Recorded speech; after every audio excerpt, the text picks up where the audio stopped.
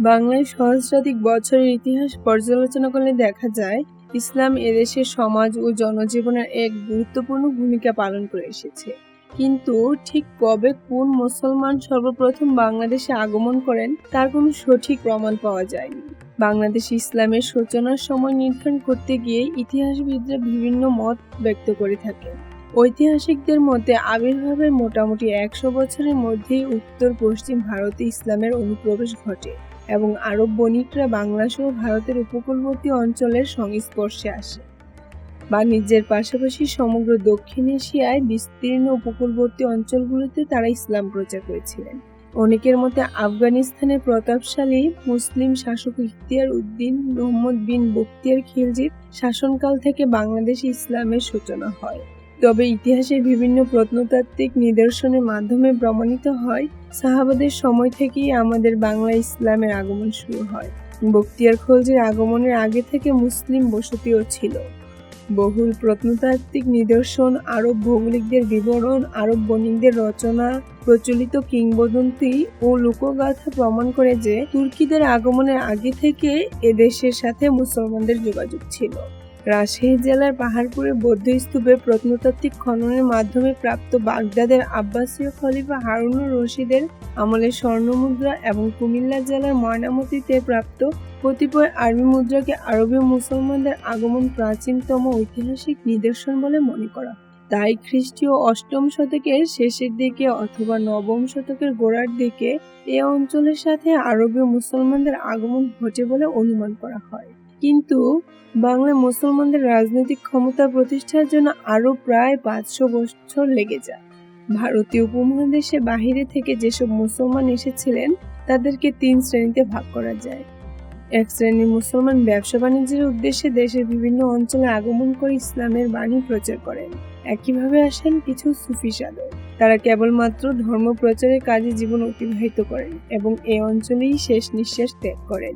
নিজ নিজ চিন্তা ও কর্মপদ্ধতি অনুসারে ইসলাম প্রচারকারী এসব অলি দরবেশদের অনেকেরই মাজার রয়েছে বাংলাদেশে। আরেক শ্রেণীর মুসলমান এসেছিলেন দেশের জয়ের অভিযানে।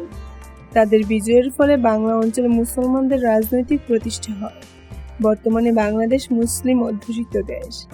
এর জনসংখ্যা প্রায় 90% ইসলাম ধর্মের অনুসারী। ঐতিহাসিক তথ্য থেকে জানা যায় বাংলা অঞ্চলের সাথে আরবদের সম্পর্ক ও পরিচয় অতি পুরাতন। মহানবী সাল্লাল্লাহু আলাইহি সাল্লাম যখন ইসলাম প্রচারের কাজ শুরু করেন তখন আরব বণিকদের মাধ্যমে তা মালাবার, চট্টগ্রাম ও সিলেট পর্যন্ত পৌঁছে যায় এবং এই পথ ধরে চীন পর্যন্ত বিস্তার লাভ করে।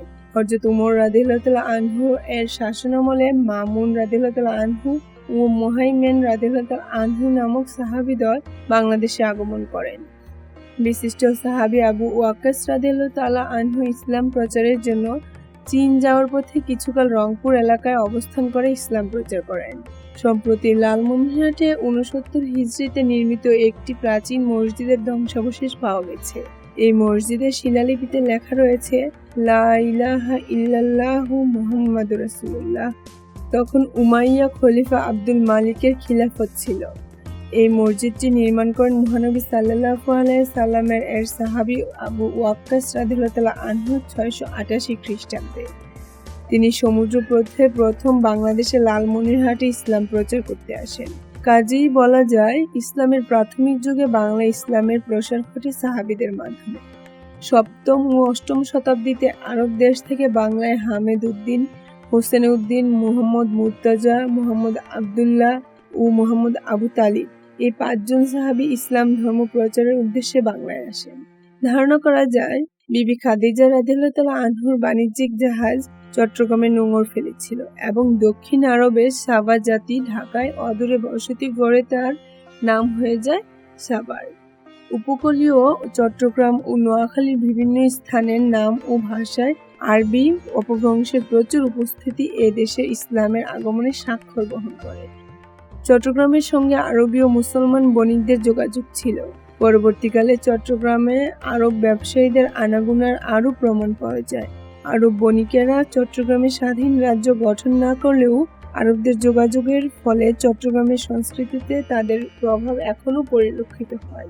চট্টগ্রামী ভাষায় প্রচুর আরবি শব্দ ব্যবহৃত হয়। চট্টগ্রামে কয়েক শতাব্দী যাবৎ মুসলমান বসবাস করলেও তারা কোনো রাজনৈতিক প্রতিষ্ঠা লাভ করেননি। তাদের কাজ ছিল ব্যবসা বাণিজ্য ও ইসলাম প্রচার। চট্টগ্রামকে সাধারণত গণমানুষের কাছে 12 আউলিয়ার দেশ বলে অভিহিত করা হয়। মালাবার, চট্টগ্রাম, সিলেট ও কামরূপ অঞ্চলে যখন ইসলাম প্রচার চলছিল, তখন ভারতের বিভিন্ন অঞ্চলে বৌদ্ধ ও জৈন ধর্মমত অনুসারীদের উপর হিন্দু ব্রাহ্মণবাদীদের নানা রকম অত্যাচার ও নির্যাতন চলছিল। ওইসব অত্যাচার নির্যাতনের হাত থেকে রক্ষা পাওয়ার জন্য তারা এই অঞ্চলে কর্মরত মুসলিম সাধু পুরুষদের সান্নিধ্যে আসে এবং ইসলাম গ্রহণ করে। শুধু তাই নয়, এ সময় অনেক শাসক ইসলামের সৌন্দর্যে মুগ্ধ হয়ে ইসলাম গ্রহণ করেন এবং ইসলাম প্রচারে ব্যাপক সহযোগিতা করেন। বাংলার মুসলমানদের আগমন দূর অতীতের কোন সময় হয়ে থাকলেও রাজনৈতিক প্রতিষ্ঠা লাভ হয়েছিল তৎকালীন ভারতের সম্রাট কুতুবউদ্দিন আইবেকের সময়ে মুহাম্মদ বিন বখতিয়ার খিলজির বাংলা জয় করার মধ্য দিয়ে। ইখতিয়ার উদ্দিন মুহাম্মদ বিন বখতিয়ার খিলজি কর্তৃক বাংলা বিজয়ের পর থেকে ভারতের পশ্চিমাঞ্চল, আফগানিস্তান, ইরান, আরব ও তুরস্ক থেকে অসংখ্য মুসলমান ধারাবাহিকভাবে আগমন করতে থাকেন। অধিকাংশই মুসলিম শাসনাধীন সৈনিক হিসেবে এসেছিলেন। বাকি অংশ ব্যবসা বাণিজ্য, ইসলাম প্রচার ও আশ্রয় গ্রহণের উদ্দেশ্যে আসেন। 1203 সালে ইখতিয়ার উদ্দিন মুহাম্মদ বখতিয়ার খিলজির বাংলার রাঢ় ও বরেন্দ্র অঞ্চল অধিকার করেন। তিনি যখন বাংলায় অভিযান চালান, তখন এই অঞ্চলের শাসক ছিলেন রাজা রায় লক্ষণ সেন। তার রাজধানী ছিল নদিয়া। অঞ্চলটি লক্ষ্মীচি নামেও পরিচিত ছিল। বখতিয়ার খিলজি রাজধানী নদিয়া আক্রমণ করলে রাজা লক্ষণ সেন রাজপ্রাসাদের পেছনের দরজা দিয়ে পলায়ন করে বিক্রমপুরে আশ্রয় নেন। এতে লক্ষ্মীচি পুরোপুরি বখতিয়ারের করতলগত হয়। পর্যায়ক্রমে তিনি বাংলার নবদ্বীপ ও গৌড় অঞ্চলও দখল করেন এবং রংপুরে বাংলাদেশের নতুন রাজধানী স্থাপন করেন। বাংলায় মুসলিম শাসনের ইতিহাসে ইখতিয়ার উদ্দিন মুহাম্মদ বিন বখতিয়ার খিলজির নাম সর্বপ্রথম উল্লেখযোগ্য। তার প্রচেষ্টার ফলে এদেশে প্রথম মুসলমানদের শাসন প্রতিষ্ঠিত হয়। রাজ্য জয় করিয়ে বখতিয়ার খিলজি ক্ষান্ত ছিলেন না। তার শাসনকালে বহু মাদ্রাসা, মক্তব, মসজিদ ইত্যাদি নির্মিত হয়েছিল। বখতিয়ার খিলজির বাংলার জয় ছিল মুসলিম শাসন বিস্তারের কেন্দ্রস্থল। এরপর বাংলায় মুসলিম শাসন প্রায় 550 বছরের অধিক কাল স্থায়ী হয়েছিল। প্রথম প্রায় 300 বছর বাংলা খলজি, ইলবারি ও করোনা তুর্কিদের দ্বারা শাসিত হয়েছিল। 15 শতকের শেষ দিকে হাবশি কৃতদাসেরা কয়েক বছরের জন্য বাংলার সিংহাসন দখল করেন। এরপরে পরপর ক্ষমতায় আসেন সৈয়দ, আফগান ও মোগলরা। কাজেই সাধারণভাবে বলা যায় যে বাংলার মুসলিম শাসকরা ছিলেন তুর্কি, আফগান ও মোগল এ 3 জাতিভুক্ত। মোগলরা ছিলেন তুর্কিদের সাথে সম্পৃক্ত। এরপর পলাশীর যুদ্ধে ইংরেজদের মোকাবেলায় নবাব সিরাজউদ্দৌলার পরাজয়ের পর বাংলায় পর্যায়ক্রমে পুরোপুরি ব্রিটিশ শাসন প্রতিষ্ঠিত হয়। এ দীর্ঘ 5.5 শতাধিক বছরকাল যারা বাংলা শাসন করেন, তাদের কেউ কেউ আপন শক্তি বলে সিংহাসন লাভ করে দিল্লির সম্রাটদের অনুমোদন লাভ করেন। কেউ কেউ ছিলেন সম্পূর্ণ স্বাধীন, কেউ কেউ ছিলেন দিল্লির সম্রাটের দরবার থেকে নিয়োগপ্রাপ্ত গভর্নর, সুবাদার বা নাজিম হিসেবে শাসন কার্য পরিচালনা করেন। তবে এসব শাসকদের কেউই দখলদারি মানসিকতা নিয়ে বাংলায় শাসন করেননি। এদেশে এসে তারা বাংলার মানুষকে মনে প্রাণে ভালোবাসেন এবং বাংলাদেশকে স্থায়ী ও আবাসভূমি হিসেবে গ্রহণ করেন। বাংলায় মুসলিম বিজয় অর্জনের প্রাথমিক দিনগুলোতে বহু মুসলিম আলেম, পণ্ডিত ও সুফিগণ বাংলায় আগমন করেন। তবে তাদের নাম ধরন থেকে প্রতীয়মান হয় যে তাদের অধিকাংশই ছিলেন ইরানি বংশোদ্ভূত। মুসলিম আমলের গোড়ার দিকে যেসব ইরানি বাংলাদেশে আগমন করেছিলেন, তাদের অনেকেই ছিলেন ওলামা ও মাশায়েখ শ্রেণীভুক্ত এবং তাদের উদ্দেশ্য ছিল একেবারেই শান্তিপূর্ণ। কেউ কেউ বাদশাহ শাহজাদাদের দরবারের সাথে যুক্ত হয়ে পড়েন এবং শাইখুল ইসলাম ও কাজীর মতো কিছু সরকারি পদ গ্রহণ করেন। আর যারা সুফি শ্রেণীর অন্তর্ভুক্ত ছিলেন, তারা খানকা কেন্দ্রিক নীরব ও শান্ত জীবনযাপনকে অগ্রাধিকার দিতেন। বাদশাহ শাহজাদাদের দরবারের প্রতি বিভিন্ন তরিকাদের সুফিগণ ভিন্ন ভিন্ন দৃষ্টিভঙ্গি পোষণ করতেন।